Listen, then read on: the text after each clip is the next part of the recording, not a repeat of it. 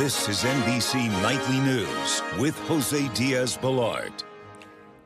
Good evening. A crisis is unfolding across a major American city right now. Much of Atlanta does not have any water at all, and there is no end in sight. Take a look at this. This is just one of the water mains that burst on Friday. Now, more than 24 hours later, it's still gushing. One major hospital is now diverting most emergency patients and has to transport others to different facilities. The city's aquarium shut down. A major pop star's concert canceled. The mayor late today saying there is no timeline for repairs. George Solis starts us off tonight. Tonight, a major American city is in crisis as a water outage wreaks havoc across Atlanta. The water is a valuable, a critical a critical resource, and cities can't function and lives can't function without it. It's absolutely at the top of our list. The outage sparked by multiple water main breaks that occurred Friday and tonight remain broken. Video showing the ruptures sending water gushing onto streets. People need their water, people got to eat, people got to cook, we got kids, we need the help. Atlanta's mayor apologizing for the city's initial lack of communication as he addressed setbacks today in repairs of the aging infrastructure. And I will be candid that overnight we did not do the best job of communicating. With every passing hour, the situation growing more tense as boil water advisories are extended. Emory University Hospital in Midtown Atlanta forced to divert patients. The hospital bringing in some 58,000 gallons of water via tanker trucks to use in the hospital's cooling towers, as well as bottled water. How detrimental has this interruption been to services at the hospital? It's been an unbelievable challenge, both for our staff and for our patients. The famed Georgia Aquarium, the largest in the United States, posting it would be closed today because of the outage. The disaster also forcing the delay of rap star Megan Thee Stallion's concert scheduled for Friday at State Farm Arena. I'm not mad at that. I'm just mad at the circumstances. Tonight, a dangerous and massive mess with no immediate end in sight.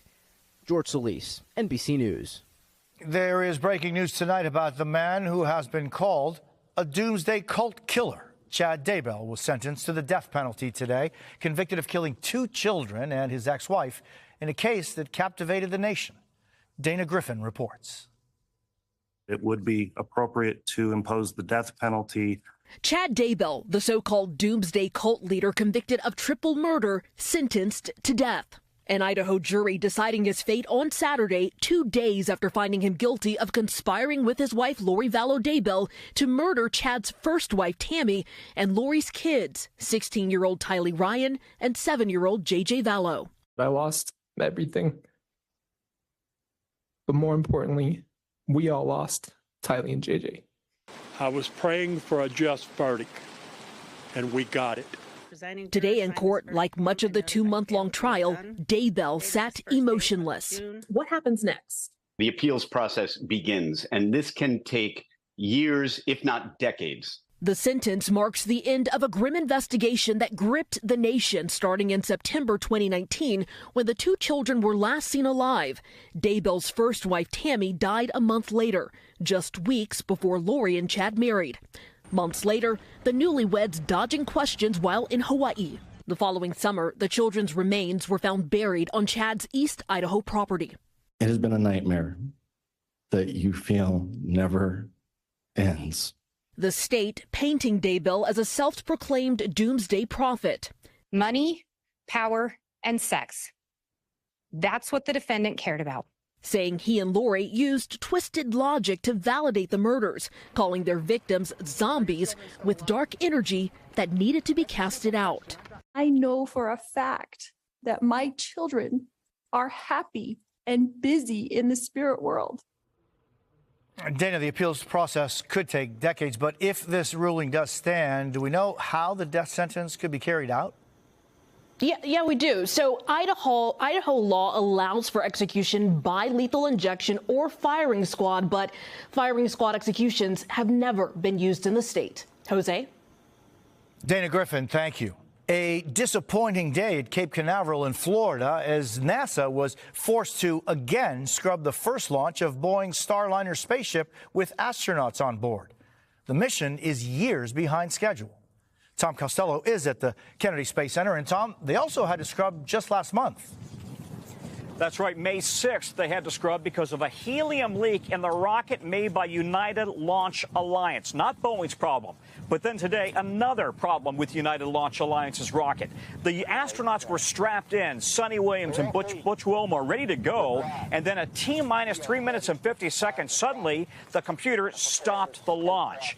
Engineers now believe that they have a hardware problem with the launch computer with the ULA rocket. They're going to try again on Wednesday, according to NASA, as they work this problem. If they get it up, it'll be the first time astronauts have been on that Boeing Starliner spaceship. Jose?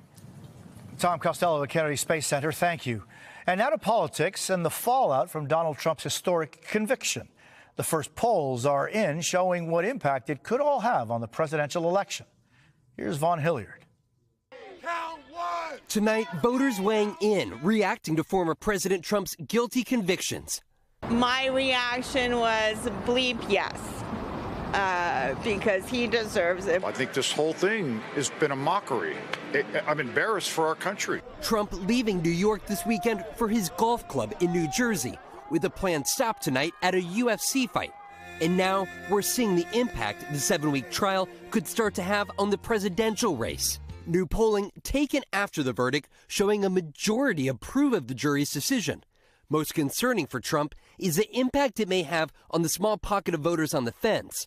11% of GOP voters and 26% of independent voters, suggesting they're less likely to vote for him now. But largely, the historic conviction keeping the Biden-Trump rematch in that same months-long deadlock. Where it is changing things, campaign coffers. Trump's team reporting it's raked in more than $52 million since the verdict, narrowing President Biden's lead in the cash race. No one is above the law was reaffirmed. Republican legislators now lashing out. Several senators, including J.D. Vance, pledging that they are no longer cooperating with Democrat legislation or approving judicial appointees. If they're going to try to throw Donald Trump in prison, we're taking the gloves off. A difficult fight ahead for the GOP as their party's presumptive nominee faces mounting legal pressures. Vaughn Hilliard, NBC News, New York. We are tracking another major presidential election, this one in Mexico tomorrow. That country is widely expected to elect its first woman president. Yet violence has overshadowed political campaigns, with dozens of candidates assassinated, the most ever. Guad Venegas is in Mexico City, and a warning, some of what you are about to see is disturbing. It's a historic presidential election. For the first time in its 200-year history, two female candidates lead the presidential polls in Mexico. Frontrunner Claudia Sheinbaum is the former mayor of Mexico City, a close ally to current President López Obrador. Sheinbaum, who speaks fluent English, is also an academic that has lived in California's Bay Area, studying both at Stanford and Berkeley. What I like about Claudia the most is their scientific point of view about society. Sheinbaum's top competitor is Xochitl Gálvez, a businesswoman and former senator known for her center-right politics. But the historic moment of this election is overshadowed by fear, violence, and death. Dozens seeking office in Mexico this election cycle have been assassinated. Some of the attacks caught on video as the country falls victim to criminal organizations. We have been living in Mexico a process of violence, insecurity, and penetration of crime organizations trying to get control of local and municipal governments over the past 10 years. Mexico's gangs connected to known cartels also profiting from human smuggling as thousands of migrants arrive in the country daily, many with hopes of making it to the U.S. They're all over. They're here in camps like this. There's about 5,000 in Mexico City. I think there's a lot more in the north that are waiting in similar spaces. Mexico's new president will face pressure from U.S. authorities to stop migrants heading north and avoid a new surge at the U.S. border, as well as demands at home to bring down rampant crime. Guad, with all the extraordinary level of violence in that country, what kind of security is in place for tomorrow's election? Well, Mexican officials have announced that more than 27,000 members of the National Guard will be deployed to offer security on Election Day, and more than 500 candidates have received additional security nationwide. Jose. Guad Venegas in Mexico City, thank you. And in the largest democracy in the world, India, weeks of voting finally ended there today. The vote could have huge implications not only for India, but America's interests in the entire region. Janice Mackey-Freyer is there. Janice. Jose, voted lasted for 6 weeks in what is the world's biggest election, nearly 1 billion registered voters. The results are expected to be announced on Tuesday, with Prime Minister Narendra Modi expected to win. But critics say it comes at a cost to democracy. They accuse Modi of cracking down on opposition candidates and ramping up rhetoric against Muslims to rally the Hindu majority. Where India heads in the future is a crucial concern for the United States, as more American companies are growing manufacturing here, and the Biden administration is looking to India to balance China's influence in the region. Jose? Janice Mackey-Freyer in India, thank you. Still ahead tonight, the heroic rescue caught on camera after a deadly explosion. Plus, watching from above, the insurance companies keeping an eye on your home without you knowing, and how it could impact the price of your policy. We're back with the dramatic new videos from a deadly explosion in Ohio this week, showing the impact of the blast and the dramatic rescues right after. Here's Jesse Kirsch. A fire has been reported in the building. Police. This was the moment a gas leak turned into a deadly building explosion in Youngstown, Ohio. Watch again. You can see the force of the blast on the ground floor, also gutting these elevator banks on the 12th floor. The video obtained by NBC affiliate WFMJ also shows this woman and her baby narrowly escaping before the blast. Back up, back up, back up. Meanwhile, outside, first responders frantically raced to the scene. Hey, we got people trapped in the basement as well. At one point, released body camera video shows a firefighter hoisting this woman over his shoulders, lifting her out of the rubble. Grab her, grab her, grab her. All right. Got it? I got her. You okay? Go ahead, go. We got it. Okay. Come on. This man says the woman in that video is his girlfriend. Somebody from the back of the building came up and said, we need to get out of here. It smells like boom. And that's when it exploded. The National Transportation Safety Board says it believes this was an accident, sharing that a crew was clearing out the building's underground level and made 3 cuts into some basement piping. The crew immediately realized that there was a problem and that gas had been released. The work crew evacuated the basement, alerted the bank employees upstairs, and pulled the fire alarm. Tonight, questions still unanswered in a shaken community. Jesse Kirsch, NBC News. We're back in a moment with a new way insurance companies are watching your property. There are new ways insurance companies are monitoring your property without your knowledge, then sometimes not renewing your policy. They're watching with drones, planes, and even satellites. Adrian Broaddus reports. From drones to airplanes, even satellites, your insurance company may be watching from above. Did this cause some sleepless nights? In San Francisco, instead of going house by house, Jeremy Solterbeck was stunned after he received a notice that Safeco Insurance, his carrier for more than a decade, wasn't renewing his policy. I couldn't believe this is how they decided, based on a tiny drone image, that we weren't worth insuring anymore. When he pushed for why, they sent him this grainy image. They're trying to show that the presence of dirt indicates that water has pooled and dried out. And he's not alone. Consumer advocates say across the country, insurance companies are dropping some customers based primarily on aerial photographs. In Virginia, Elizabeth Davis was sent this photo that her insurance company said showed discoloration and streaking on her roof. I was floored. I had a bit of a panic attack. Her options, repair the damage or replace the entire roof. She found another carrier. Sometimes there needs to be facts checked in order to make sure that that underwriting is correct. So Sean Kevlin with the Insurance Information Institute says insurers are also searching for issues like undeclared trampolines, excessive yard debris, and overhanging trees, which can increase risk of a loss. certainly insurers are using technology and innovation to make sure that they have all the variables possible to best underwrite.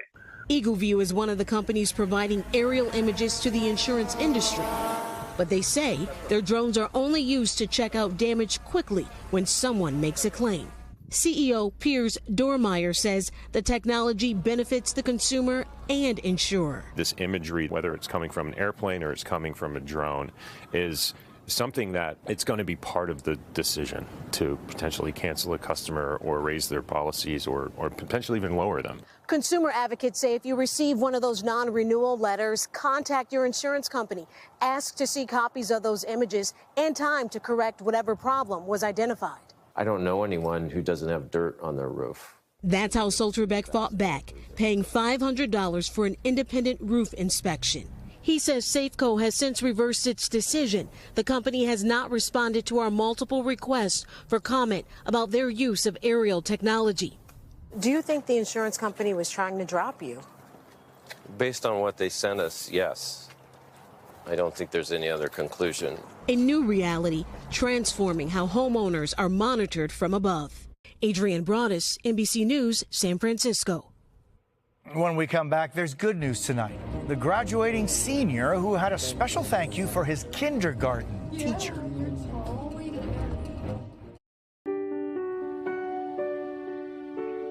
There's good news tonight. So often the good news doesn't get as much attention as the bad. So every Saturday we highlight the many people who spread joy and love. These are just some of those stories this week.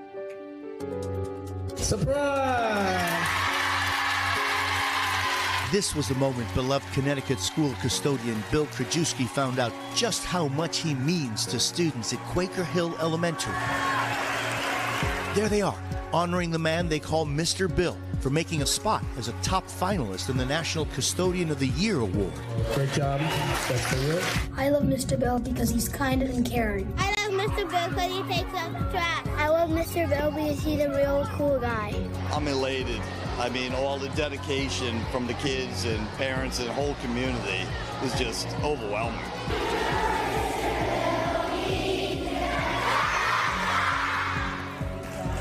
Oh my God! And here's a graduation surprise for one of the WNBA's brightest new stars. That's Seattle Storm player Nika Muir.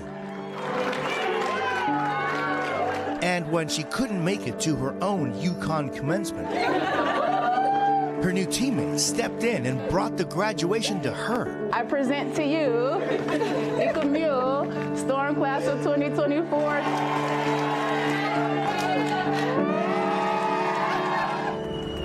Near Tampa, there was more to this milestone for high school grad Faith Brown. We have a special surprise for you! What?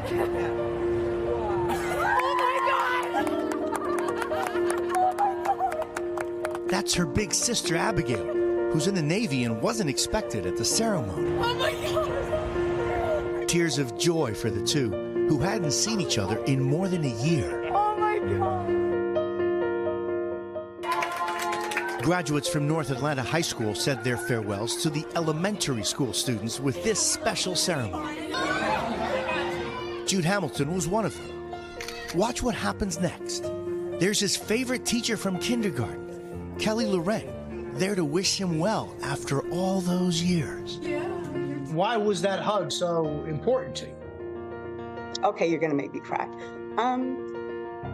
Jude has always been so important. I mean, I've taught so many kids. I love them all, but there's something different about Jude.